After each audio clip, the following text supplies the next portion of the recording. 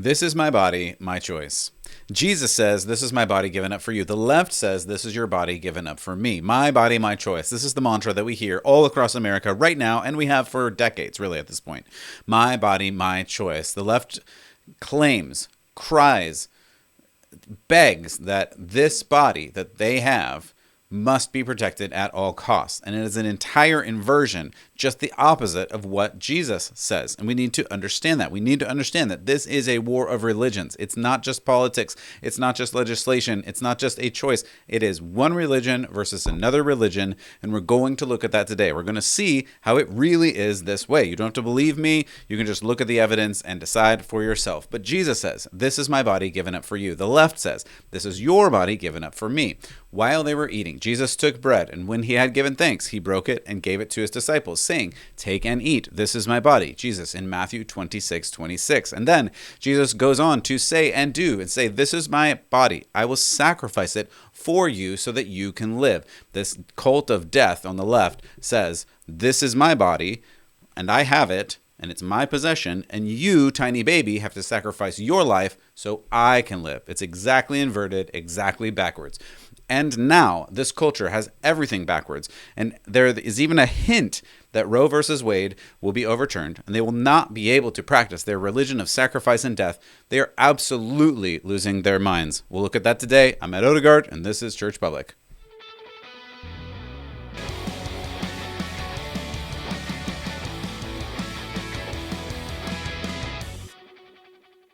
Welcome back to Church Public. I am Matt Odegaard, your host, and thank you so much for stopping by today. If this is good for you, if you like it, if it helps you, please consider subscribing, liking, and sharing it. Share it with one friend. Text it to them right now. Email it to them so that they can understand more of what is going on in their world and how to live in this world, how to be good in this world, how to do the right thing. This isn't about me, it's about you following after God and doing the right thing. That's what this all is about. So today we're going to continue on. We're going to talk about SCOTUS, the Supreme Court of the United States, and their draft decision that was leaked the other day. If you want a bunch of information on that, go and listen to my last episode where I talk all about it and the ins and outs of it. I'm not going to get into all of the detail again today at that granular level, but what we're going to do is look at some of the other things that are happening as a reaction to this draft decision that isn't even real yet, and it hasn't even happened, but this whole thing is an intimidation tactic designed to pressure the Supreme Court justices to not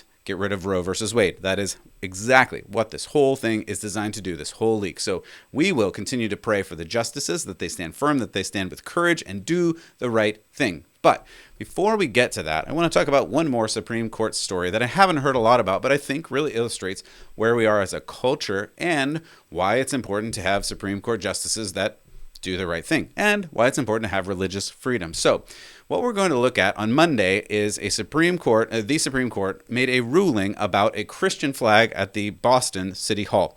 And I know that sounds small and minor and doesn't have anything to do with anything, but I think it is important. And I think it's an important point that helps us understand what is going on in culture. So what is happening in this case? Well, there is a Boston City Hall, and in front of the City Hall, here's a picture of it, Boston City Hall. In front of the City Hall, there are three flags. And the first flag, again, if you're not watching, I'll describe as an American flag. And under the American flag is a small POW-MIA flag. Great. Then is the Massachusetts state flag, I believe. And then the third flagpole has rotated. Other organizations have asked and been allowed to put flags up on that pole. So I think it was 2015 or 17. I'm sorry, I don't have that year here. It was a few years ago. This guy, 2017, sorry. This guy from the organization Camp Constitution said, can I fly a Christian flag on that flagpole? And the Boston City Hall and the government said, no, you may not fly a Christian flag on the flagpole, because they said it could be, quote, interpreted as an endorsement by the city of a particular religion in violation of separation of church and state in the Constitution, end quote. So he was not allowed to fly a Christian flag on the flagpole. Now, he thought, well, it seems like there's more going on here. And I'll tell you the more going on here, because if you just heard that, you'd say, well, okay, I guess there should be some separation, and the state should not create a state religion that you have to follow. That is actually what the First Amendment, or the amendment, is about, that there should be no establishment of religion. That's true. So, okay, this sounds good. Like maybe the state made a good decision. But then you hear that there's more to the story. And in fact, some 300 times in the past few years, other flags have flown in that third flagpole spot. What kind of flags, you ask? Well, here's one. This flag happens to be the pride flag. And it's not just the normal pride flag. This is the pride flag with the extra BIPOC and trans stuff on it because the LGBTQ plus, AAIP, $hashtag, it just goes on. There's no end to it, as we know now. And so this is the pride flag that was on. And this is also an imperial flag. I've talked about that before. Why is it an imperial flag? Because the pride flag does not represent a nation. It represents an idea. And that idea, according to their ideology, is supposed to be human spreading. It's not in one nation, it's all nations. And that means it's imperial. It spreads the entire globe, which is why you see this flag at United States embassies all over the world. Because it's not just about America, it's about more, which also could be considered a religion, but I won't get into the weeds of that. Let's talk about a couple of the other flags that were in here. Let me look. So it has displayed the rainbow LGBTQ flag. Okay, we looked at that. It has done a flag commemorating the Battle of Bunker Hill. Wonderful. And a flag honoring Malcolm X. That doesn't seem quite appropriate, but let's keep going on this list. Countries. Brazil, China, Ethiopia, Italy, Mexico, Turkey. Yeah, we're kind of getting into the weeds here, right? Like China, the Communist Republic of China is having a flag displayed outside the Boston City Hall.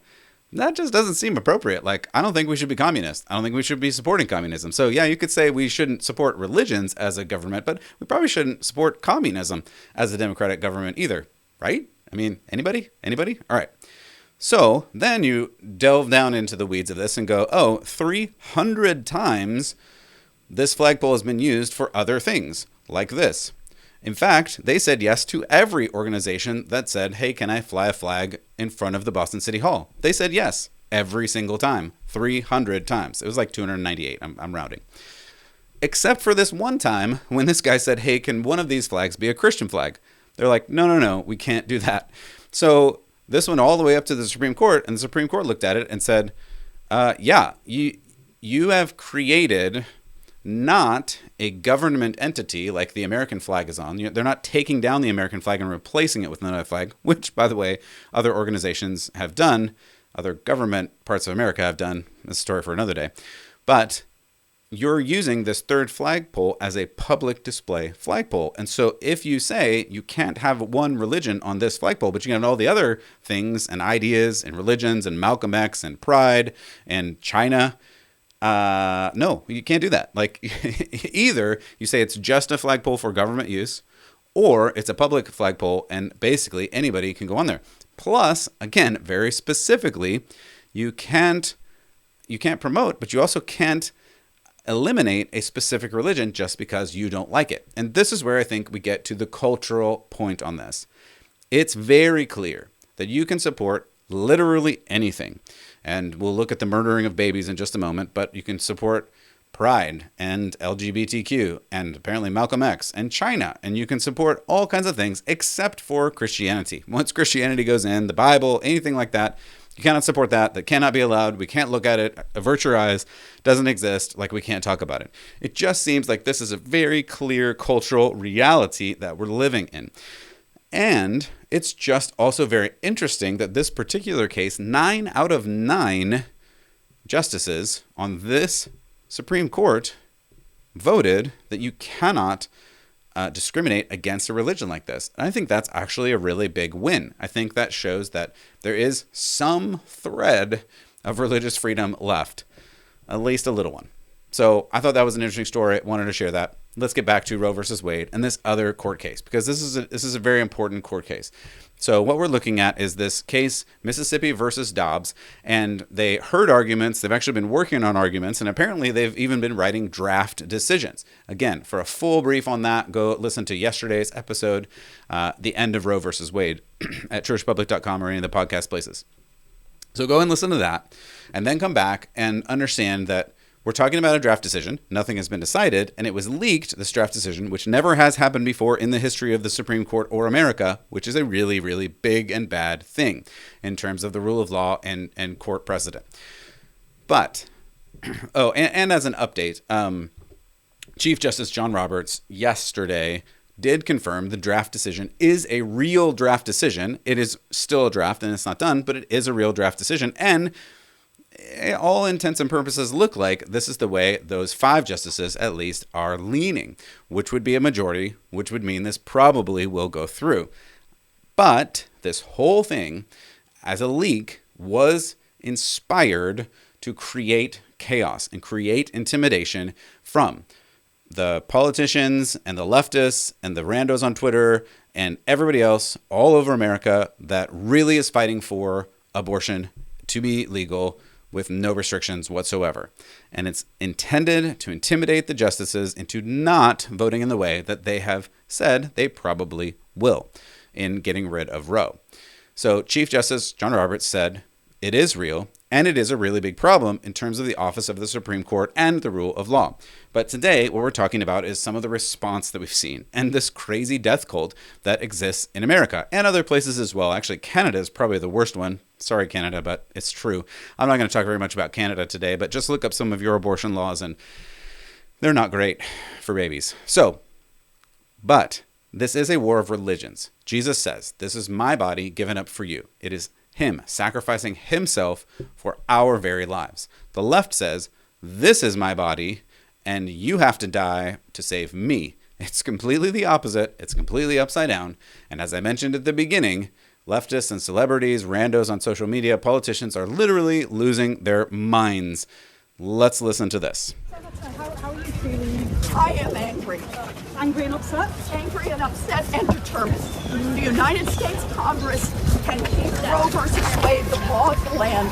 They just need to do it. I've never seen you so angry. You seem to be... This is what the Republicans have been working toward this day for decades.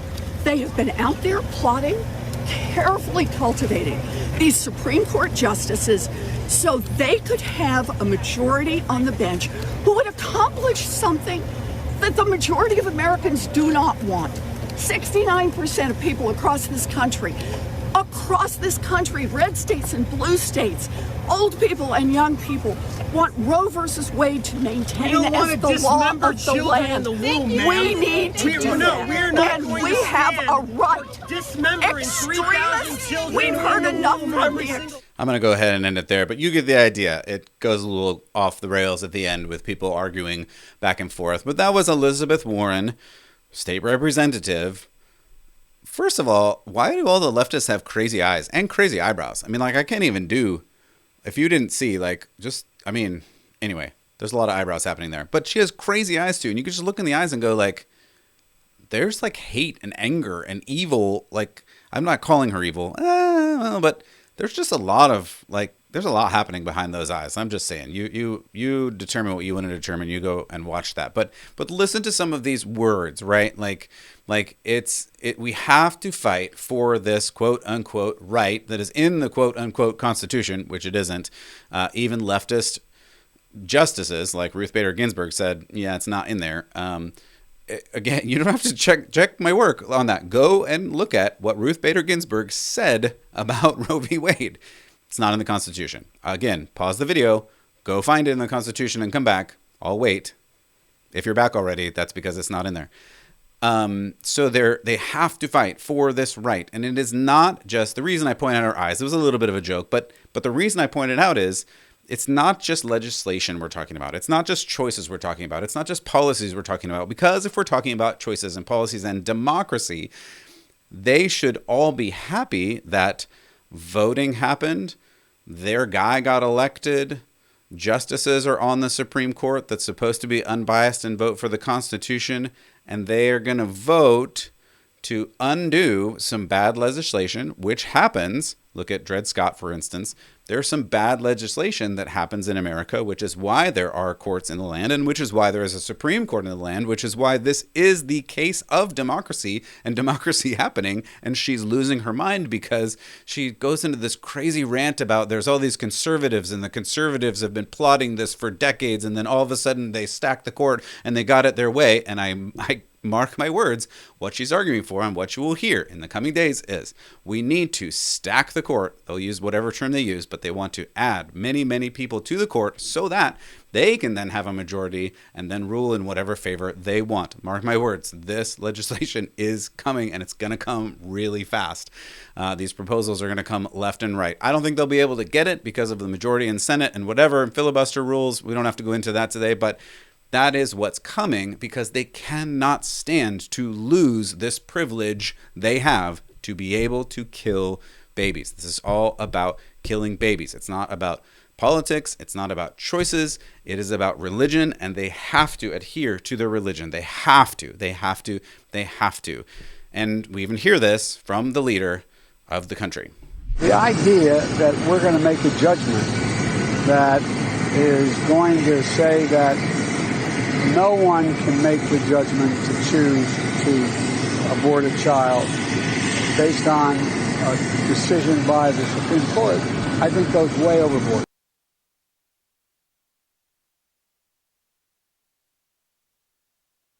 Now, I know it was kind of impossible to understand what he said because we have to make a judgment about a judgment. The judge is a judgment, and at least he got some words out, so that was good. But what he's saying here is no one has the right to take away the choice of a woman or something like that, right? But there's more to it, right?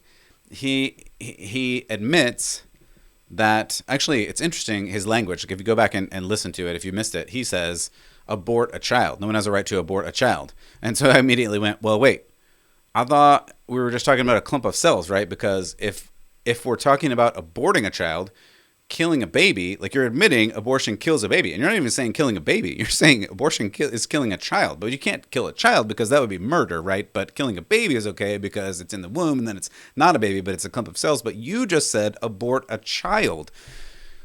When does life begin?